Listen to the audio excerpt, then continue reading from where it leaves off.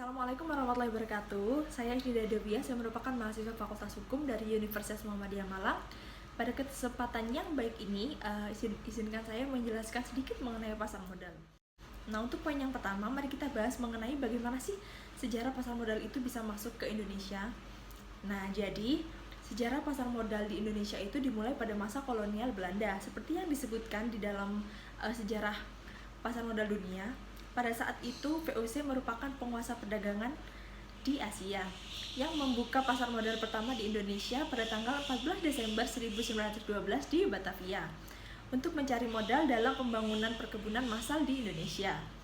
Nah, bursa efek tersebut bernama Vereniging for the Effectenhandel atau Asosiasi Perdagangan Efek. Sayangnya, pada tahun 1914 sampai 1918, bursa efek ini ditutup karena adanya tragedi Perang Dunia ke-1. Lalu di tahun 1925 sampai dengan 1942, bursa efek di Jakarta dibuka kembali bersamaan dengan dibukanya bursa efek di Surabaya pada tanggal 11 Januari 1925 dan juga bursa efek di Kota Semarang pada tanggal 1 Agustus 1925. Lalu pada tanggal 10 Agustus 1977, Presiden Soeharto kembali meresmikan Bursa Efek Jakarta dengan pengawasan Bapepam atau Badan Pelaksana Pasar Modal.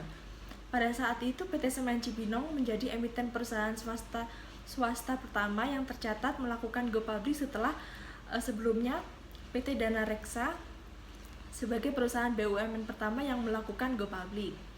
Lalu melalui keputusan Kementerian Keuangan nomor 1055-KMK.013-1989, pemerintah semakin menggiatkan pasar modal di Indonesia dengan membuka peluang bagi investor asing dengan batas kepemilikan maksimum 49%. Nah, kemudian untuk di slide kedua ini saya akan menjelaskan mengenai pengertian pasar modal. Jadi, pasar modal itu dibagi menjadi dua pengertian. Ada yang pengertian dalam arti umum atau universal, ada juga pengertian di dalam arti sempit. Kalau di pengertian di dalam secara universal itu suatu sistem keuangan yang terorganisasi, termasuk di dalamnya adalah bank-bank komersial dan semua lembaga perantara di bidang keuangan serta keseluruhan surat-surat berharga yang beredar. Nah, sedangkan di dalam arti sempit yaitu pasar modal adalah suatu pasar atau tempat berupa gedung yang disiapkan guna memperdagangkan saham-saham, obligasi, dan jenis surat berharga lainnya yang memakai jasa para perantara perdagangan efek. Lalu pada slide ketiga ini saya akan menjelaskan mengenai investasi dan juga beberapa pelaku pasar modal di Indonesia. Nah, untuk yang pertama ada emiten. Emiten itu merupakan perusahaan. Jadi perusahaan inilah yang akan melakukan penjualan surat-surat berharga atau melakukan emisi di suatu bursa. Maka dari itu disebut dengan emiten. Nah, biasanya di dalam emisi ini para emiten memiliki berbagai tujuan yang sudah tertuang di dalam rapat umum pemegang saham, yang diantaranya adalah yang pertama ada perluasan usaha. Di sini maksudnya yaitu modal yang diperoleh dari para investor akan digunakan untuk melakukan perluasan bidang usaha, perluasan pasar atau kapasitas produksi. Kemudian tujuan yang kedua ada memperbaiki struktur modal. Nah, di sini maksudnya bagaimana emiten itu menyeimbangkan antara modal sendiri dengan modal asing. Lalu yang ketiga mengadakan pengalihan pemegang saham. Maksudnya pengalihan dari pemegang saham ini pengalihan dari pemegang saham lama kepada pemegang saham baru.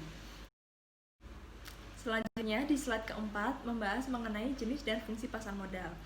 Jenis pasar modal itu dibagi menjadi dua, ada pasar perdana atau primary market, ada juga pasar sekunder atau secondary market.